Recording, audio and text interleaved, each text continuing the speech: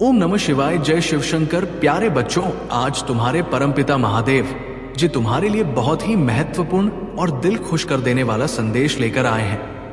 आज का ये संदेश तुम्हारे जीवन की सभी गतिविधियों को देखते हुए, उनका आकलन करते हुए, उनकी अभिव्यक्ति करते हुए तुम्हारे सामने प्रस्तुत किया गया है। मेरे बच्चे, एक एक बात तुम्हारे जीवन से निकालकर तुम्हारे समक्ष प्रस्तुत की जाएगी। इस संदेश में तुम्हें बहुत सी महत्वपूर्ण जानकारी प्राप्त होगी जो तुम्हारे जीवन के लिए लाभकारी होगी।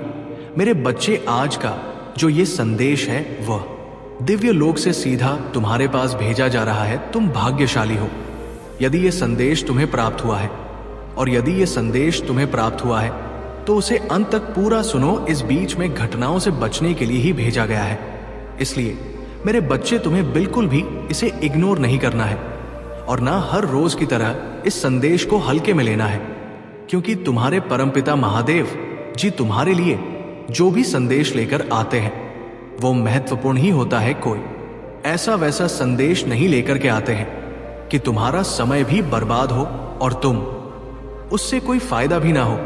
मैं सदैव तुम्हारे फायदे के लिए कार्य करता रहता, और जो भी तुम्हारे जीवन के बारे में मैं प्रस्तुति करता हूं वो सही और सटीक करता हूं। मेरे बच्चे, आज तक मैं तुम्हें सिर्फ बचाने के लिए ही कार्य किया है।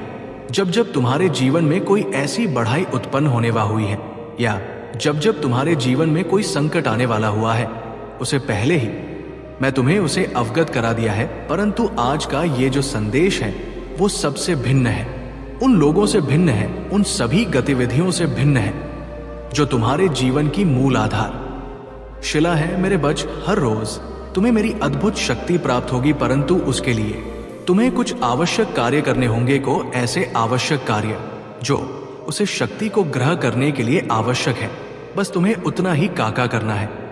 और हर रोज मेरी शक्ति तुमसे संपर्क करेगी और तुम्हारे सभी कार्य करेगी।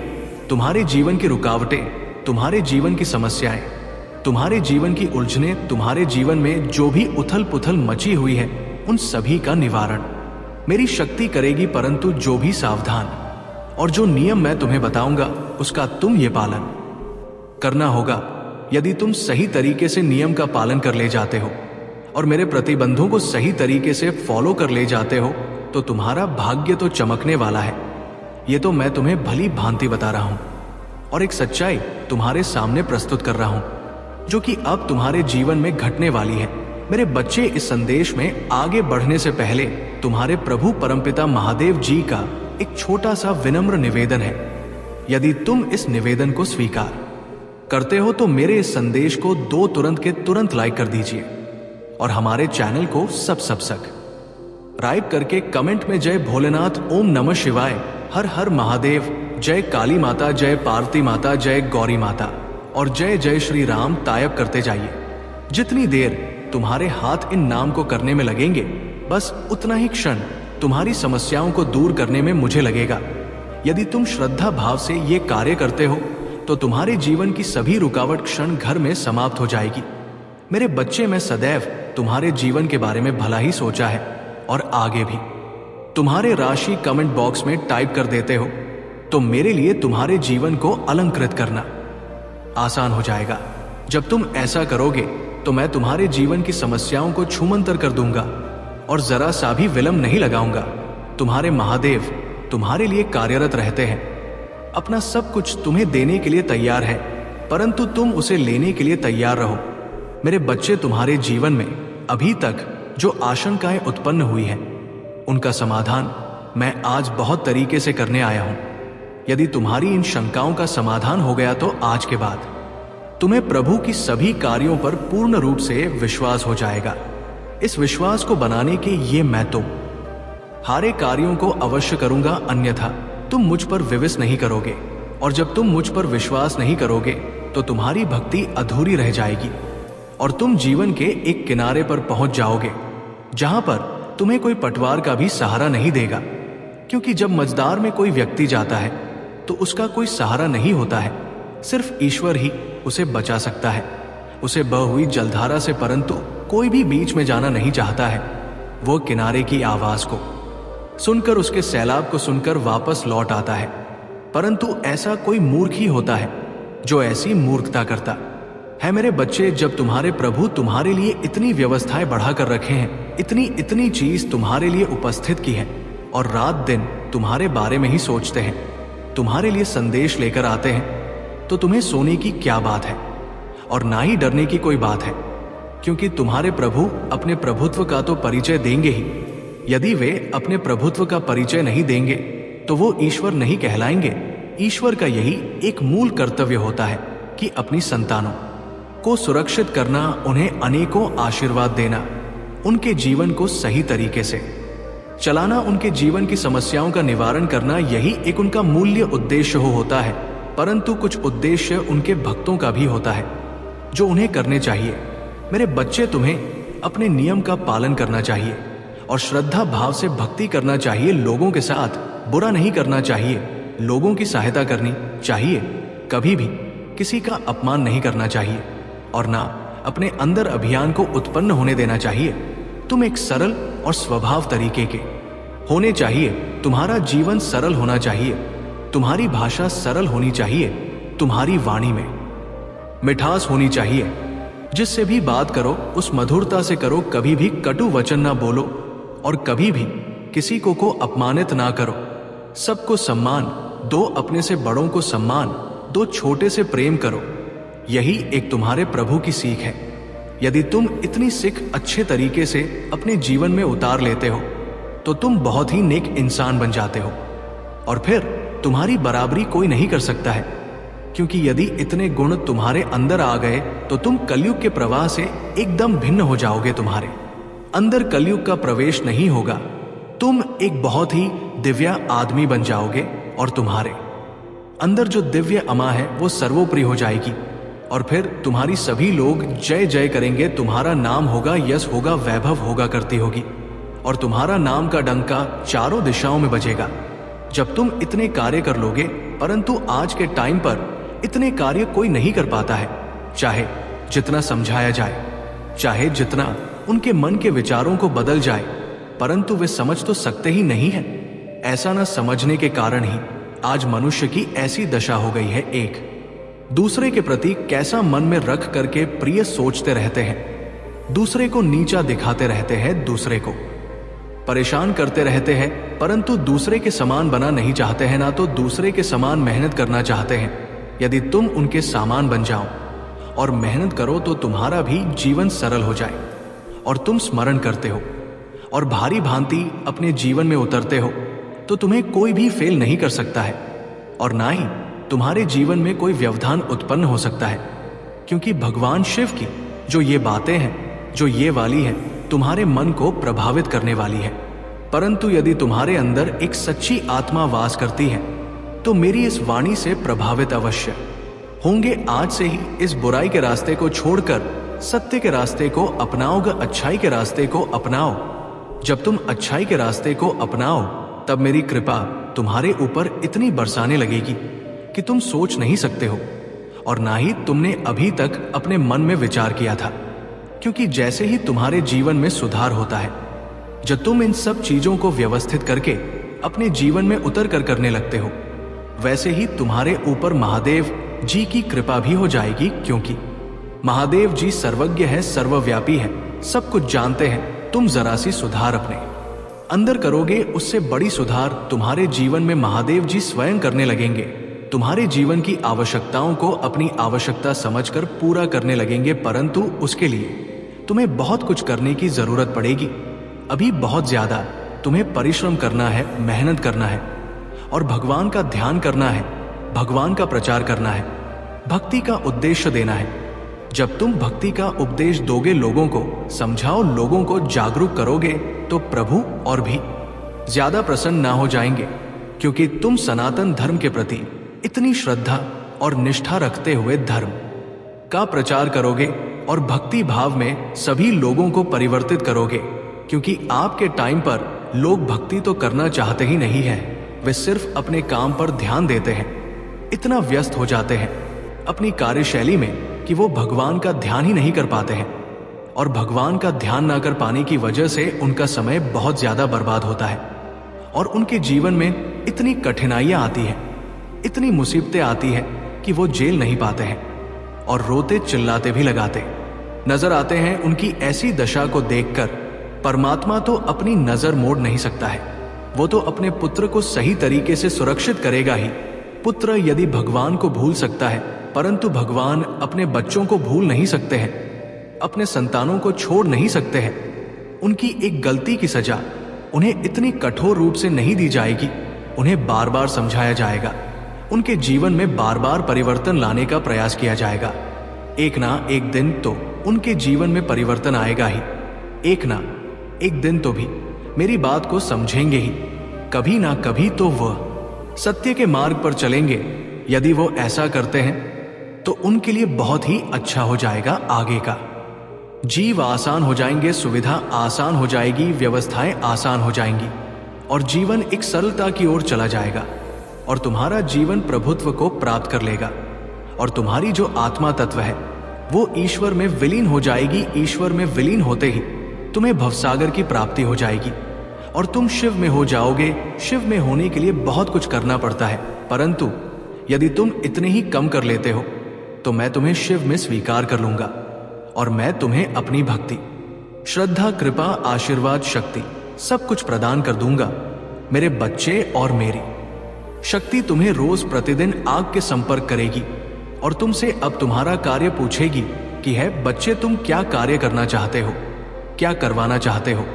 तुम्हारे कार्यों को वह करने के लिए तुम्हारे सामने तात्पर्य होकर खड़ी रहेगी और तुम्हारी मदद करने का प्रयास करेगी, परंतु तुम्हें इस तरीके से जीवन में अपने परिवर्तन लाना है।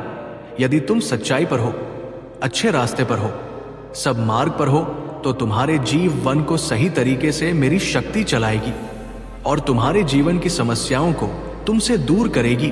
तुम्हारे जीवन में जितने बढ़े हैं उनको बाहर निकालकर फेंक देगी, क्योंकि मेरी शक्ति का यही में उद्देश्य रहेगा, तुम्हारे जीवन को खुशहाल बनाना, तुम्हारे जीवन की समस्याओं को दूर करना और तुम्हें अपार सुख प्राप्त करना।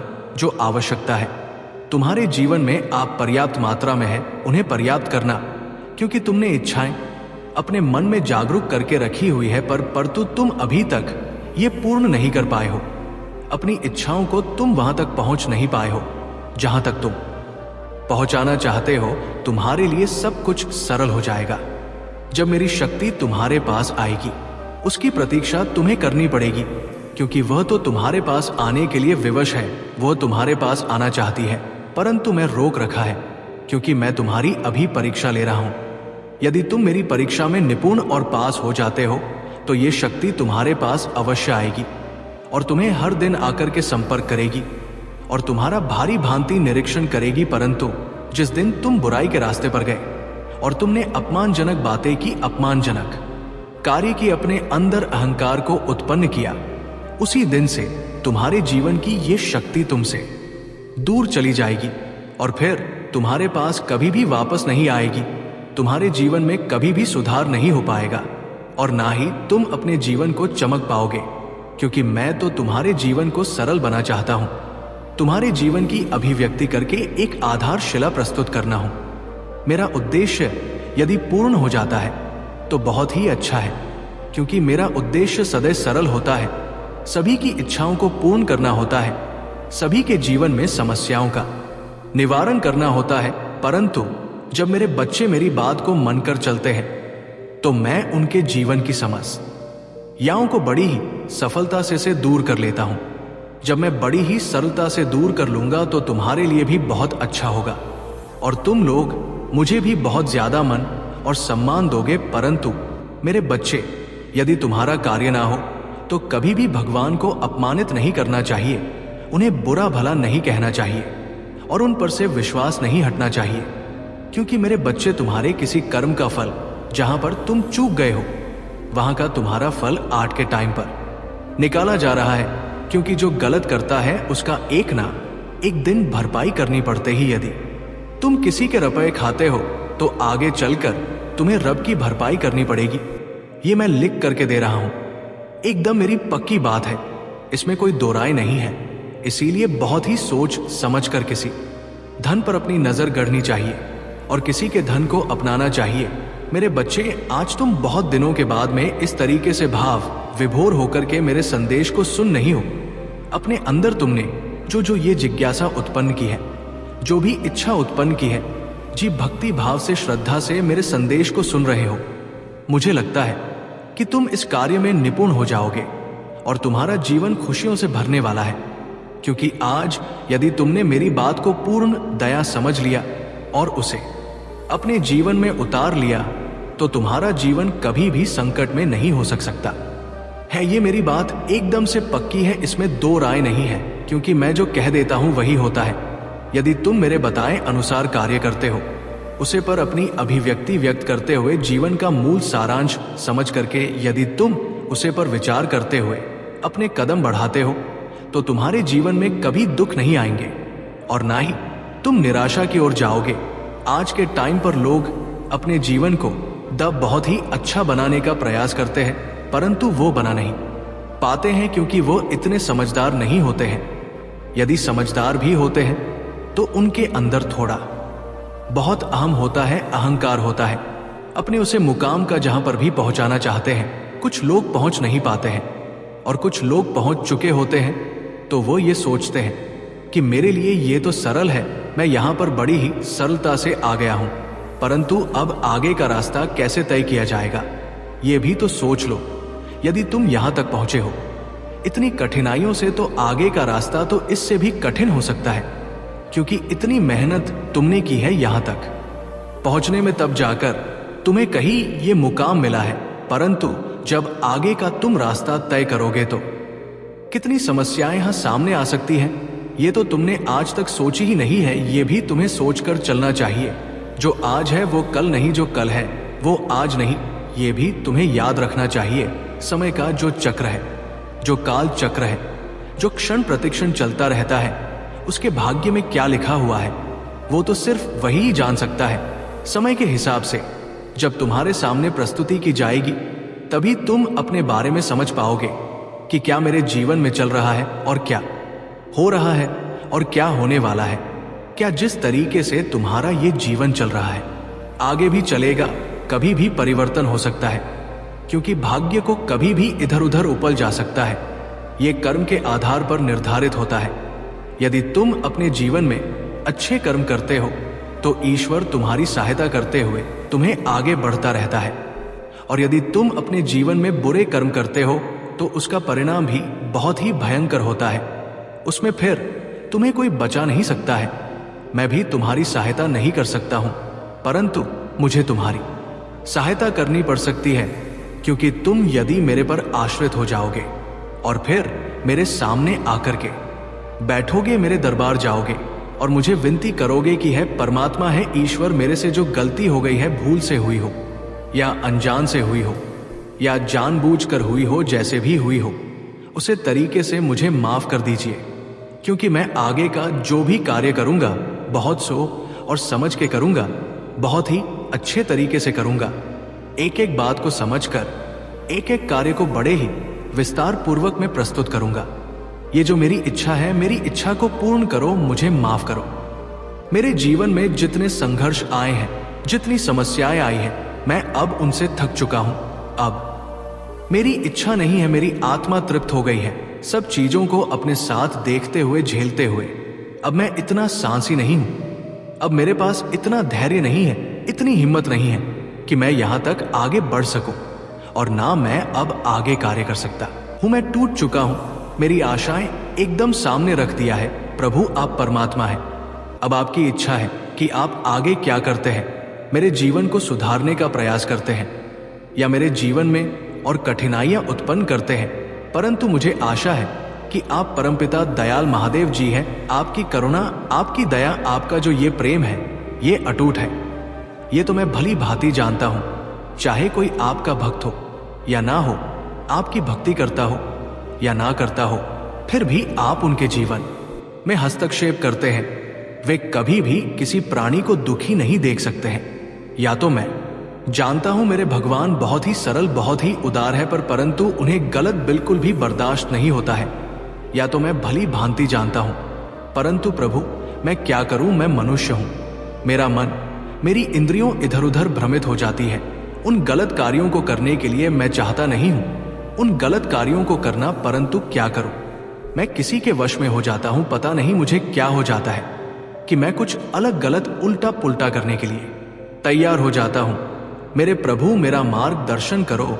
मेरे साथ जो यहां हो रहा है अंधविश्वास, उसे दूर करो। मुझे ऐसा लग रहा है कोई ऐसी नकारात्मक शक्ति है, मुझे इधर उधर बहका रही है। मैं चाहता नहीं हूं बुराई के रास्ते पर जाना, परंतु मैं चला जाता हूं। मेरी इंद्रियों मुझ में समाहित नहीं हो रही है, मैं नियंत्रण में इनको नहीं कर पा रहा हूं। इस संसार के मोह माया में मैं पड़ जा रहा हूं। मैं यहां से निकालकर आपकी भक्ति करना चाहता हूं, आपके प्रति आश्रित होना चाहता हूं, परंतु मैं इसे कैसे निकलूं, यहां से कैसे बाहर आऊं, मुझे समझ में नहीं आ रहा है। अब मैं आपकी शरण में आ गया हूं, आपके दरबार आया हूं। अब आपकी जो इच्छा है वो मेरे साथ करिए, क्योंकि मैं अपने जीवन को आपके चरणों में समर्पित कर दिया है। यदि आपकी इच्छा मुझे है तो आप यहां से मुझे निकाल सकते हैं, अन्यथा मुझे इसी तरीके से असहाय छोड़ सकते हैं। परंतु कोई पिता अपने पुत्र को इस तरीके से नहीं छोड़ सकता है कि वो किसी दुख में हो, किसी समस्या में हो और उसका पिता उसे छोड़कर चला जाए, उसकी बात को ना माने। मेरे प्रभु, आप तो इस संसार के परमपिता हैं। आपसे ही सृष्टि उत्पन्न हुई है, आपसे ही ये ब्रह्मांड उत्पन्न हुआ है, आपसे ही सभी प्रक्रियाएं इस संसार की निकली है। मैं तो ये भली भांति जानता हूं आप सर्वज्ञ हैं, आप कान कान में हैं। मैं आपकी सभी कथाओं को सुना है, आपके उन अभिव्यक्तियों को देखा है जो आप भक्ति के जीवन में एंट्री करते हैं, वह भी मैंने भली भांति देखा है और अपने जीवन में उतारा है। परंतु कभी कभी मेरा मन इधर उधर बैठ जाता है, इधर उधर के लोगों में मैं पढ़ करके अपनी संगति को बिगाड़ लेता हूं। परंतु अब मैं आपसे वादा करता हूं, यदि आपकी कृपा रही, आपका आशीर्वाद रहा, तो मैं जरूर ही अब अच्छे कार्य करने के लिए तैयार हो जाऊंगा और अच्छे ही कार्य हमेशा करूंगा, क्योंकि जीवन में सभी चीज जरूरी होती है। प्रभु, आप तो जानते हैं कि जीवन में क्या क्या करना पड़ सकता है। कभी थोड़ा बहुत झूठ भी बोलना पड़ सकता है, क्योंकि ऐसी ऐसी परिस्थिति आ जाएगी कि तुम्हें करना ही पड़ जाए। इसलिए भगवान, अब हमें क्षमा करिए, मेरे जीवन में अपनी कृपा दृष्टि बनाएं, अपना आशीर्वाद बनाएं। मैं आपके आशीर्वाद की प्रतीक्षा करूंगा।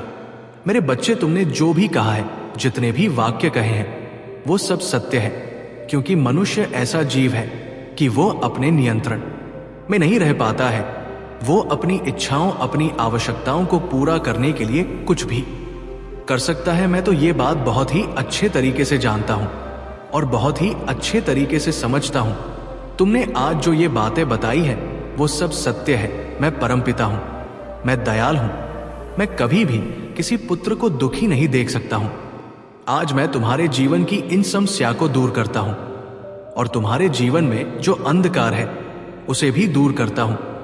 मैं एक अवसर तुम्हें दे देता हूं, तुम्हारे जीवन को संभालने के लिए, तुम्हारे जीवन को संवारने के लिए और तुम्हारे जीवन को सही तरीके से प्रस्तुत करने के लिए। यदि तुम इस बार अपने जीवन को डोट तरीके से प्रस्तुत कर ले गए तो ये तुम्हारे लिए सौभाग्य की बात होगी, अन्यथा तुम बहुत ही संकट में पड़ोगे। क्योंकि जिस दिन मेरा हाथ तुम्हारे सिर पर से उठ गया, उसी दिन से तुम्हारे लिए सब चीज बहुत ही मुश्किल में पड़ जाएगी। तुम जो करना चाहते थे वो कर नहीं पाओगे। इसीलिए मैं एक अवसर जो दे रहा हूं, उसे अवसर का तुम बहुत ही ध्यान से अपने जीवन में लेकर के चलो, क्योंकि मैं बार बार अवसर नहीं दूंगा। ऐसा नहीं है कि तुम गलती पर गलती करते जाओ और मैं तुम्हारी गलतियों को बार बार इग्नोर करता जाऊं। एक ना एक दिन तुमसे कंजे में आओगे अवश्य। जिस दिन तुमसे कंजे में आ गए, उसी दिन से तुम्हारे जीवन की उल्टी गिनती शुरू हो जाएगी। इसीलिए मेरे बच्चे, अपने जीवन की उल्टी गिनती प्रारंभ बना होने दो। मैं तो ये चाहता हूं तुम्हारे जीवन में सब कुछ अच्छा हो, बेहतर हो, खुशहाल हो। लोग तुम्हारे जीवन को देख करके तुम्हारे जैसा कार्य करने के बारे में सोचे। तुम एक ऐसे उदाहरण बन जाओ कि आगे भी कोई अच्छा कार्य करता है तो उसके पीछे चलने वाले सैकड़ों लोग होते हैं। यदि तुम अच्छा कार्य करोगे, अच्छे तरीके से रहोगे, तो तुम्हारी लोग इज्जत करेंगे, मन करेंगे, सम्मान करेंगे। यदि तुम उल्टे सीधे काम करोगे तो वहीं पर तुम्हारे लिए दिक्कत खड़ी हो जाएगी।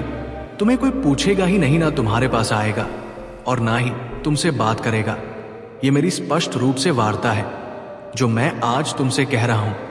मेरे बच्चे, यदि तुम्हें अपने प्रभु पर विश्वास है और अपने प्रभु की महिमा पर निष्ठा है तो कमेंट बॉक्स में हाथ टाइप करें, हिट करें कि आज मेरे प्रभु शिवशंकर ने, जो जगत के पालनहार है, रक्षक और संरक्षक है, आज उन्होंने मेरे जीवन के बारे में सब कुछ अच्छे तरीके से बताया है। उन्होंने जो भी मेरे जीवन के बारे में उत्कृष्ट उदाहरण दिया है वो मेरे जीवन का मूल सारांश है। आज उन्होंने जिस प्रकार से ये उदाहरण देख करके प्रस्तुत किया है वो सब सत्य है उसमें कहीं।